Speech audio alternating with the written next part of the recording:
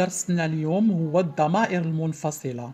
الضمائر المنفصلة من الاسم نعرف الفرق ما بين الضمائر المنفصلة والمتصلة.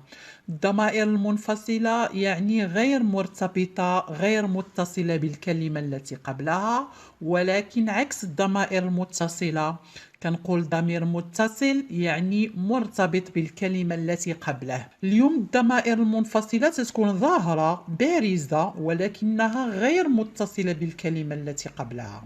هذه هي الضمائر المنفصلة. غادي نبداو بالضمائر المفرد. الضمائر المفرد هي أنا، أنت، أنت، هو وهي.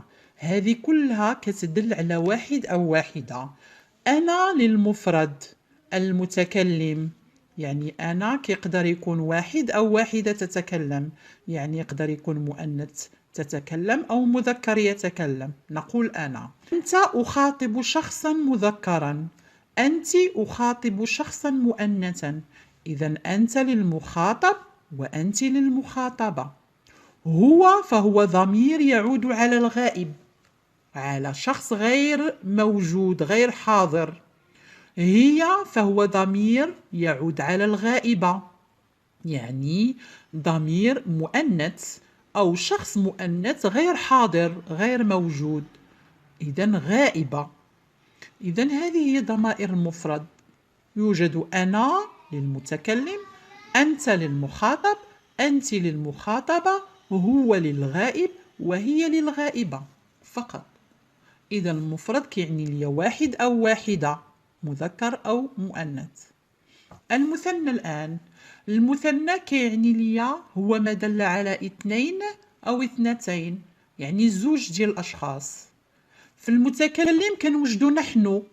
نحن ماذا تعني نحن هنا؟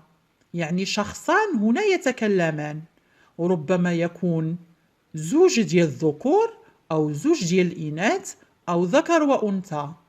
إذا نحن للمذكر أو للمؤنث أو للمذكر والمؤنث معا. إذا نحن للمثنى للمتكلم. أنتما أخاطب شخصين مذكر، يعني جوج ديال الذكور أخاطبهما هنا. أنتما أخاطب شخصين مؤنثين، أخاطب زوج ديال الأشخاص للمؤنث.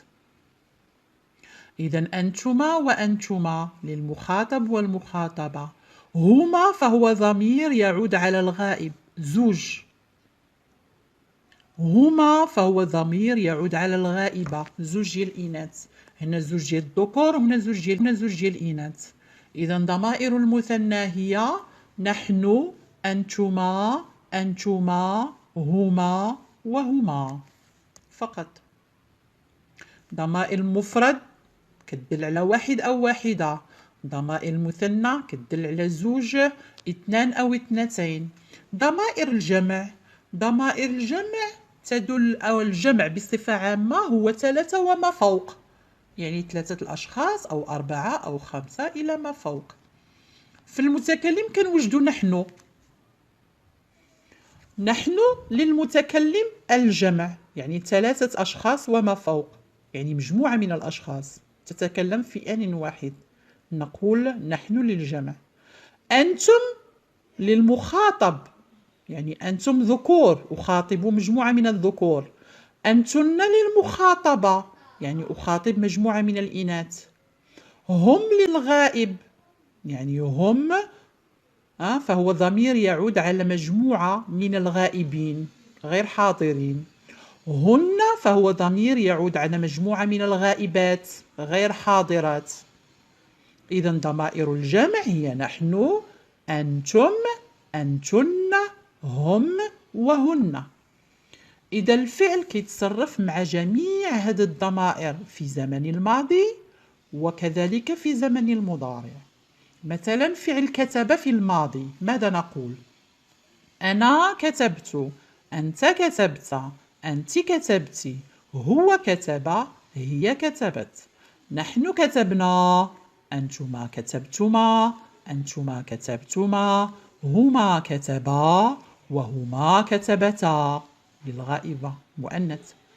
نحن كتبنا، أنتم كتبتم، أنتن كتبن، هم كتبوا، وهن كتبن.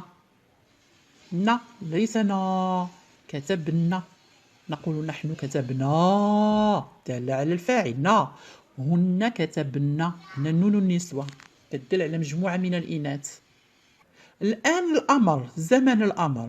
هل يمكنني أن آمر المتكلم؟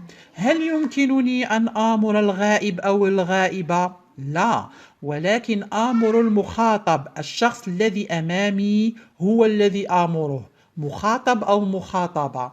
إذا ضمائر الأمر هي أنت، أنت، أنتما، أنتما، أنتم وأنتن. يعني زوج ديال المفرد مذكر ومؤنث، زوج ديال المثنى مذكر ومؤنث، وزوج ديال الجمع مذكر ومؤنث. هذا هو الأمر. لا يمكنني أن آمر المتكلم، ولا يمكنني أن آمر الغائب أو الغائبة. فقط آمر الشخص الذي أمامي، يعني آمر المخاطب والمخاطبة. إذا الفعل في الأمر لا يتصرف مع جميع الضمائر، وإنما يتصرف مع ضمائر المخاطب والمخاطب.